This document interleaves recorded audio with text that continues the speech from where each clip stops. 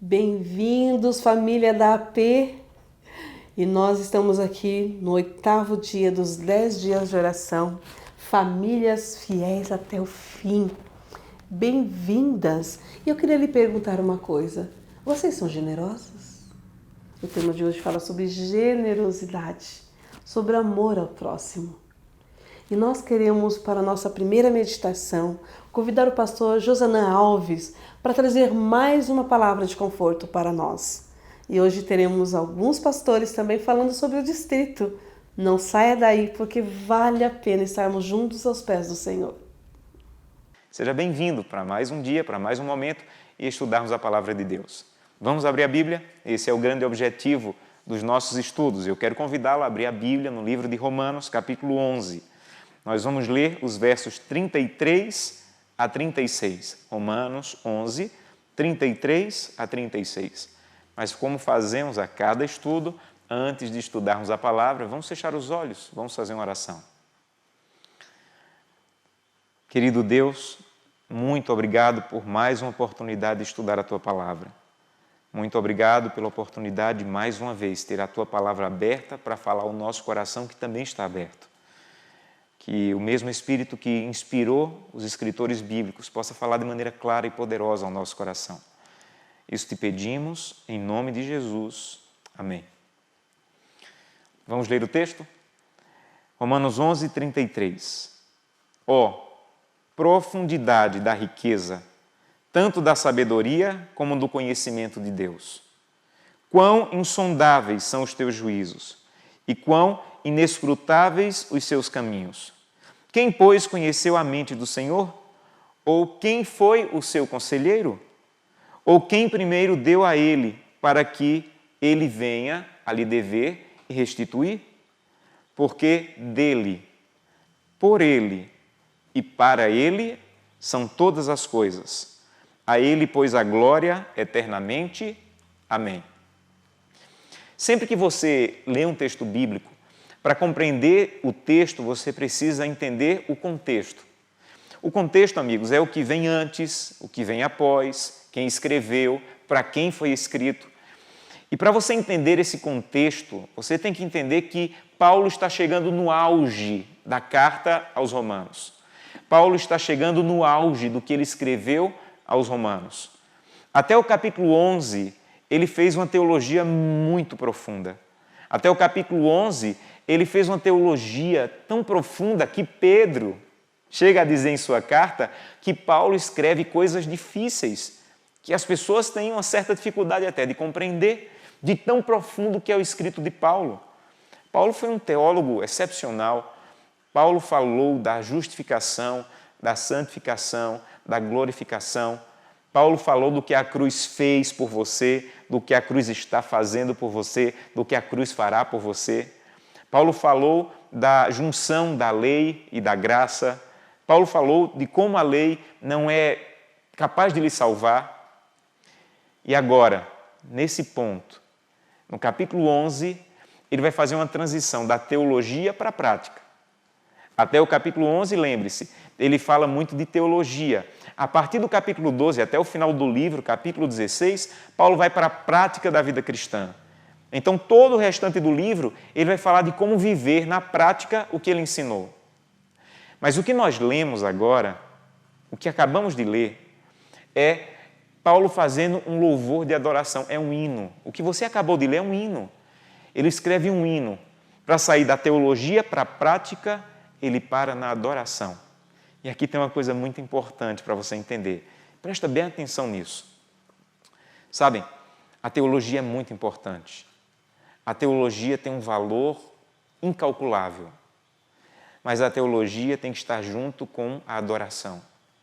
Existem pessoas que apenas fazem teologia, querem conhecer doutrinas, querem conhecer coisas difíceis, mas não adoram.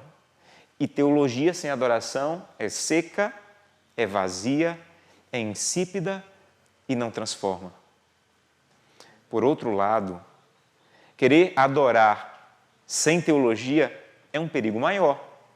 Há pessoas que querem só adorar, glória a Deus, aleluia, mas não tem uma base bíblica, não tem a teologia. Então entenda uma coisa, nós temos que encontrar um equilíbrio entre a teologia, a doutrina e a adoração. Sabem, uma das coisas mais importantes da vida cristã é a adoração. Quem você adora determina o seu futuro na eternidade. Quem você adora? O que você adora? Como você adora? Um dos maiores enganos de Satanás é fazer as pessoas pensarem que eu posso adorar como eu gosto, como eu quero, como eu acho que deve ser. E entenda bem, adoração não é o que você gosta, não é o que você quer, não é o que você acha que deve ser. Adoração é o que está revelado na palavra. Se você não tem base bíblica, você tem que questionar a sua adoração. Se você não tem base bíblica, você tem que se perguntar, será que o que eu adoro funciona na minha cabeça, mas não é a vontade de Deus? Você lembra de Caim e Abel? Os dois foram adorar. Os dois foram levar a oferta na adoração. Um foi aceito e outro não. Sabe por quê? Porque um estava adorando com base em princípios, fazendo como Deus disse que era para fazer. E o outro estava fazendo do jeito que ele achava que deveria fazer. E não foi aceito. Então a questão é, que dia você guarda? Eu guardo um dia que me agrada. O dia que te agrada não importa. O que importa é o dia que foi revelado. Eu já vi muitas pessoas que necessitavam entender que a adoração é o centro do grande conflito. Então Satanás não queria que você adorasse. Já que você decidiu adorar, agora ele quer fazer com que você adore do jeito que você quer, do jeito que te agrada. E deixa eu te dizer uma coisa que faz parte do que estamos falando essa semana. Dizimar e ofertar é adorar a Deus. E você precisa entender isso. Faz parte da adoração a Deus o ato de dizimar, o ato de devolver as ofertas. E como tudo que envolve adoração, não pode ser do jeito que eu quero. Então algumas pessoas dizem assim, pastor, mas por que eu não posso pegar o meu dízimo e comprar cestas básicas e dar para os pobres? Sabe, você não tem que perguntar para o pastor, você tem que perguntar para a palavra de Deus que diz que o dízimo não deve ser usado para isso. Então, você não deve adorar a Deus do jeito que você acha bonito, do jeito que você acha que é o melhor, e sim do jeito que Ele revelou, do jeito que Ele pediu. Porque adorar tem que vir junto, como Paulo, com a base teológica forte, com a base bíblica forte. E Paulo agora começa a falar de como adorar a Deus e reconhecer a grandiosidade de Deus. E Paulo fala de 3 coisas, e é isso que nós vamos terminar essa mensagem meditando. Paulo diz, você quer adorar a Deus, você tem que entender 3 coisas. Primeiro, tudo é dele. Segundo, tudo é por ele. Terceiro, tudo é para ele. São 3 frases simples, mas extremamente profundas.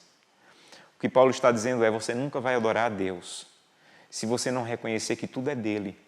Tudo é dele. Você já chegou a essa conclusão? Nada te pertence. Tudo pertence a Deus, tudo é dele.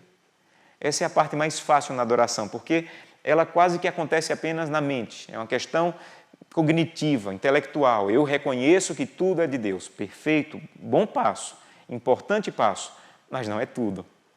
Você não tem que reconhecer apenas que tudo é dele. Você tem que dar agora o segundo passo. E o segundo passo é reconhecer que tudo é por ele. Em outras palavras, não é a tua habilidade, não é a tua capacidade, não é a tua força, é o agir de Deus na tua vida.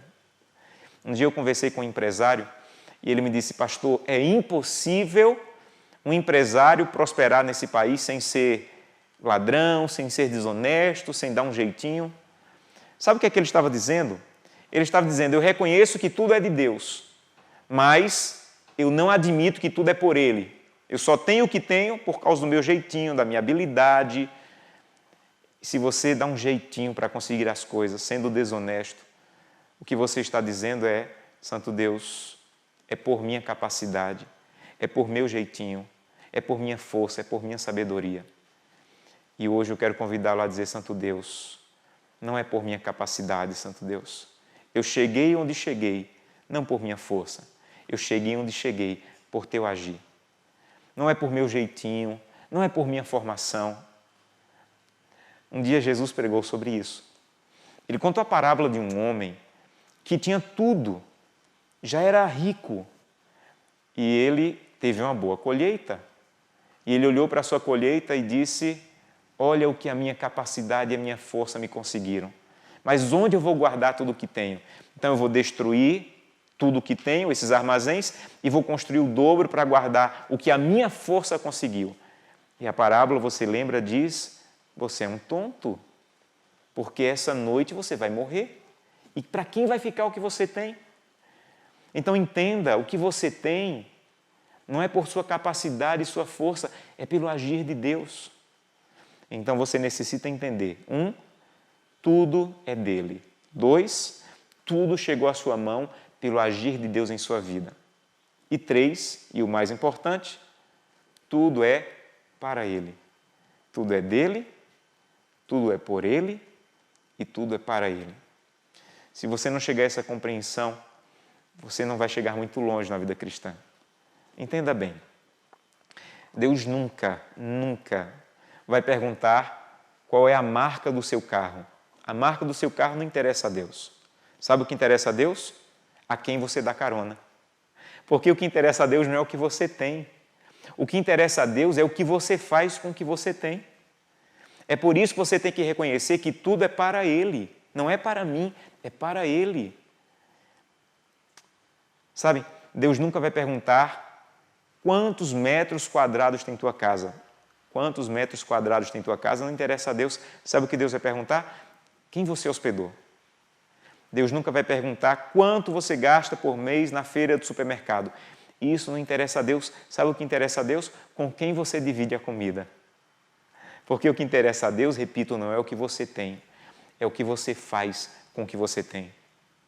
É por isso que Paulo diz assim: se você não reconhece que tudo é para Ele, para a glória dEle, para o uso dEle, você não vai chegar muito longe na adoração a Deus. Conta-se a história de um homem chamado William Carey. Ele era um sapateiro e tinha na sua sapataria um mapa do mundo, onde ele marcava os lugares que ele queria ser missionário. E ele falava disso o tempo todo: pregar o evangelho, ser missionário, salvar pessoas. E um dia um amigo entrou na sapataria, ouviu ele falando tudo aquilo e disse: William Carey, para de falar tanto de pregar o evangelho, você é só um sapateiro, você não é um missionário. E ele abriu um sorriso e disse assim: você não entendeu. Deixa eu te explicar. Eu conserto sapatos para pagar as despesas, mas o meu trabalho de verdade é servir a Deus. Hoje eu quero convidá-lo a dizer assim: eu sou professor para pagar as despesas. Eu sou empresário para pagar as despesas. Eu sou enfermeira para pagar as despesas. Mas o meu chamado de verdade é servir a Deus, servir a causa de Deus, me colocar à disposição dEle com tudo que tenho, porque eu já entendi. Tudo é dEle. Tudo que tenho chegou por meio dEle. E tudo que chegou em minhas mãos é para Ele e está à disposição de Deus quando for necessário. Eu creio, amigos, que muito breve está chegando o tempo em que Deus vai começar a procurar pessoas e dizer assim: amigo, hoje não é apenas o dízimo e a oferta que eu quero que você entregue. Hoje eu quero que você entregue mais, porque a causa de Deus está precisando. Logo, logo, Babilônia vai tomar tudo o que temos e chegou o momento de entregar tudo o que você tem para a última pregação do Evangelho nessa terra. E você nunca vai entender isso se você não começar a adorar a Deus, reconhecendo que tudo é dEle, por Ele e para Ele. Hoje eu quero convidá-lo a fazer uma oração e dizer: Santo Deus, eu reconheço, eu admito. Eu não trouxe nada, não vou levar nada. E entre chegar nessa terra e sair dessa terra, eu quero glorificar o Teu nome e Te servir com tudo que tenho e tudo que sou. Esse é o desejo do seu coração? Então eu quero convidá-la a fechar os olhos para falarmos com Deus. Oremos. Querido Pai, mais uma vez eu te peço que de maneira muito clara o Espírito Santo fale ao coração e leve a decisões. Santo Deus, nós não podemos simplesmente adorar de palavras, nós temos que adorar com atos também. Nós não podemos adorar do jeito que nós achamos que deve ser, e sim da maneira que está revelado, que o Senhor quer receber a adoração.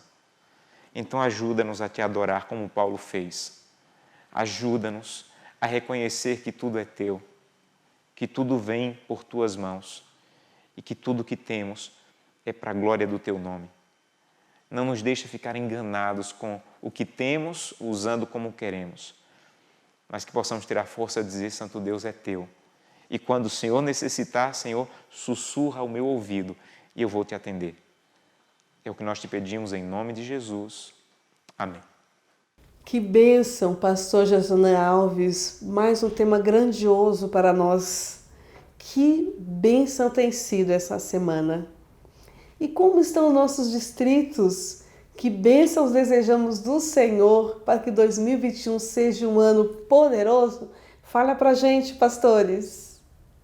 Olá, meu nome é Renan, sou pastor de 4 igrejas no distrito de Pedreira e para esses 10 dias de oração nós temos 3 pedidos. Em primeiro, pedir oração pelos nossos membros que durante o tempo de isolamento enfraqueceram-se na fé.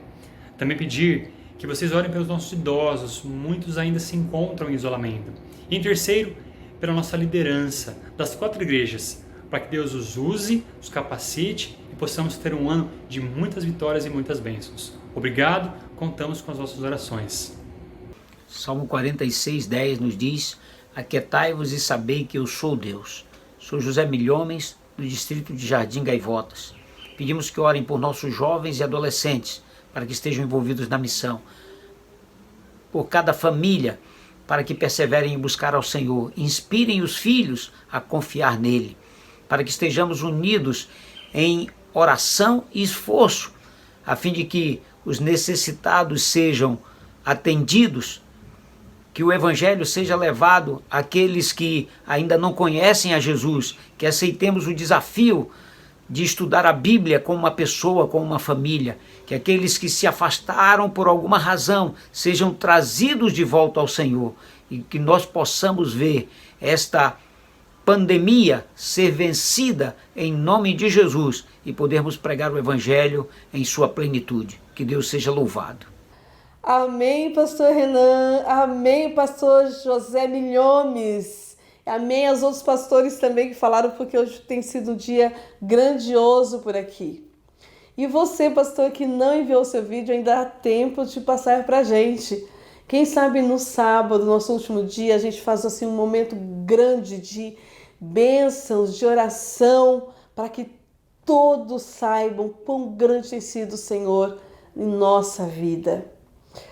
E nós queremos nesse momento chamar, como nós falamos no começo, hoje nós vamos falar sobre generosidade. Tem sido generoso?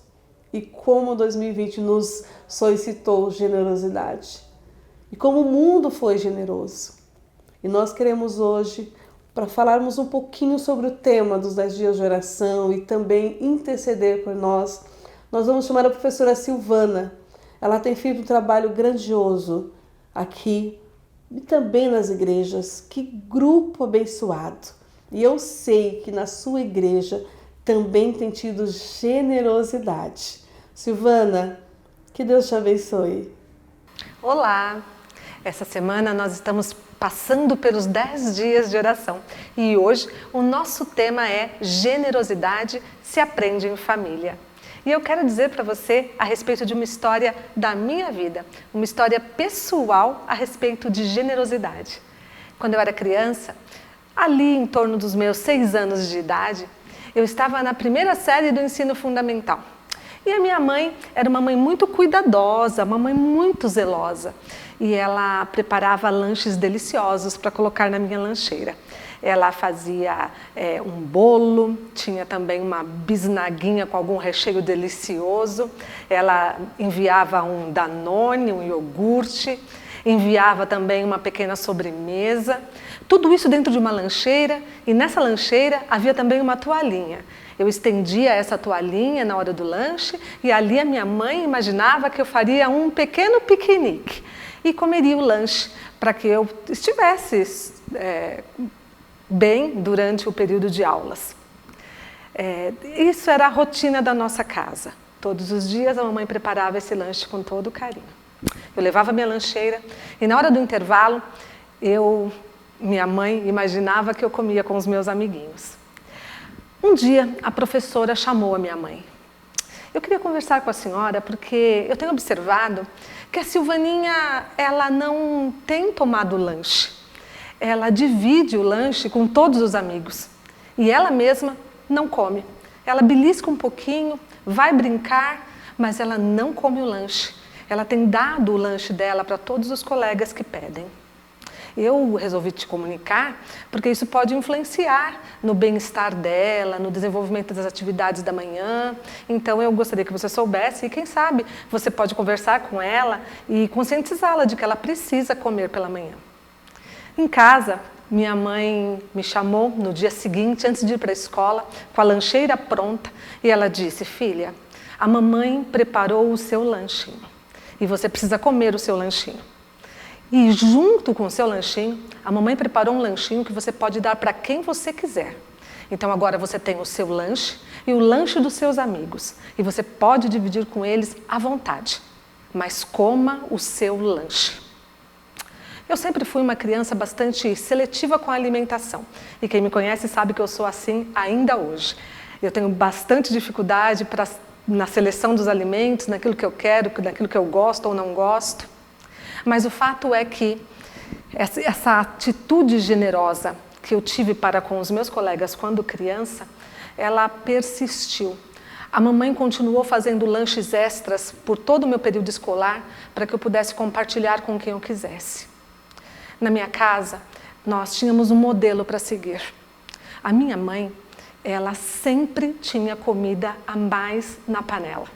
Ela sempre fazia uma porção mais generosa de alimentos, porque ela sabia que alguém bateria no portão e pediria um prato de comida na nossa casa. Provavelmente, aquelas pessoas que batiam na nossa casa pedindo alimento durante o dia e à noite, elas sabiam que naquela casa elas encontrariam apoio e amparo para se alimentar. A mamãe dava para essas pessoas, num prato de porcelana da nossa casa, o alimento à noite. Eu me lembro vivamente, na parte da noite, ela entregando o prato de comida para essas pessoas que chegavam no nosso portão. E no dia seguinte, o prato de comida ficava na calçada, mamãe recolhia esse prato de comida, lavava, e no dia seguinte, naquele dia à noite, provavelmente alguém passaria pedindo novamente um prato de comida. E ela dava esse prato de comida. Quando as pessoas pediam alimentos crus, a mamãe selecionava o que havia de melhor na nossa casa para entregar para essas pessoas que precisavam desse alimento cru para cozinhar em casa. Mas ela tinha uma preocupação. Ela se preocupava em dar o arroz, o feijão, mas também a cebola, o óleo, porque a pessoa precisava ter como cozinhar o alimento completo. Eu cresci nesse ambiente, eu vivi nesse ambiente e foi lá que eu aprendi sobre generosidade. Generosidade se aprende em família. Quando recentemente eu perguntei para a mamãe, num teste, eu disse a ela: mamãe, essas pessoas ficam pedindo ajuda para a gente, é tão chato. E falei para ver o que ela me responderia. Mamãe hoje tem 85 anos. Ela convive com Alzheimer na fase moderada. Já tem as suas debilidades, mas ela me respondeu assim: filha, nós temos que ajudar as pessoas que precisam. E eu fiquei impressionada de ver que a minha mãe, ainda em debilidade do envelhecimento, ela foi capaz de me ensinar mais uma vez que generosidade se aprende em família. Eu aprendi na minha casa, eu aprendi com os meus pais. Generosidade é algo que para mim é muito natural. Doar, dar, compartilhar é natural na minha vida, sempre foi assim, porque eu carreguei isto comigo ao longo da minha vida e carrego até hoje. Deus me deu ainda um presente de me permitir trabalhar na área social da nossa igreja. Eu quero dizer para você que cabe a você uma responsabilidade enorme de ensinar, de deixar um legado para os seus filhos a respeito de generosidade, de atos de bondade, de compaixão e de empatia. As crianças aprendem olhando, as crianças aprendem vendo, as crianças amam também e as crianças aprendem muito fácil. Aprender pelo exemplo é a melhor forma de aprendizagem que uma criança pode ter. Que você consiga no seu lar ensinar e deixar esse legado. Hoje, as pessoas estão eufóricas por ter felicidade, por viverem felizes. As pessoas que são entristecidas, elas são consideradas pessoas fracassadas. A busca pela felicidade é uma realidade para todos nós hoje, todos queremos ser felizes. No livro de Atos, no capítulo 20, no verso 35, Paulo nos ensina a respeito de que é melhor dar do que receber. Mais feliz é aquele que dá do que aquele que recebe. Que você desfrute da felicidade de saber dar, de compartilhar e de ensinar generosidade em família. Vamos orar agora por esse propósito. Querido Deus, eterno Pai, a nossa gratidão a Ti, Senhor, porque o Senhor nos fez a Sua semelhança. E obrigada porque o Senhor tem colocado em nosso coração um coração generoso, um coração de carne, um coração que se compadece e dá. Obrigada, Pai, porque o Senhor tem colocado pessoas em nosso caminho para que nós possamos atendê-las com atos de bondade e com compaixão, para que elas possam ver, compreender e sentir as Suas mãos na vida delas quando nós fazemos essas ações. Nos abençoa como família, que nós possamos ensinar aos nossos queridos atos de bondade, atos de generosidade, que nós possamos conduzir as crianças para que elas possam crescer num ambiente generoso e assim serem pessoas melhores a cada dia, servindo a humanidade caída como Jesus o faria se estivesse aqui. Seguiremos o modelo de Jesus até que Ele volte. E assim, naquele grande dia, quando Ele vier nas nuvens do céu, nós já não teremos mais necessidade de fazer esses atos de bondade, de compaixão, porque a humanidade já não será mais uma humanidade sofredora. Mas enquanto o Senhor não vem, Senhor, nos ajude, nos quebra o nosso coração, para que nós possamos ser pessoas mais generosas. Nós te rogamos essa bênção tão especial, em nome de Jesus. Amém.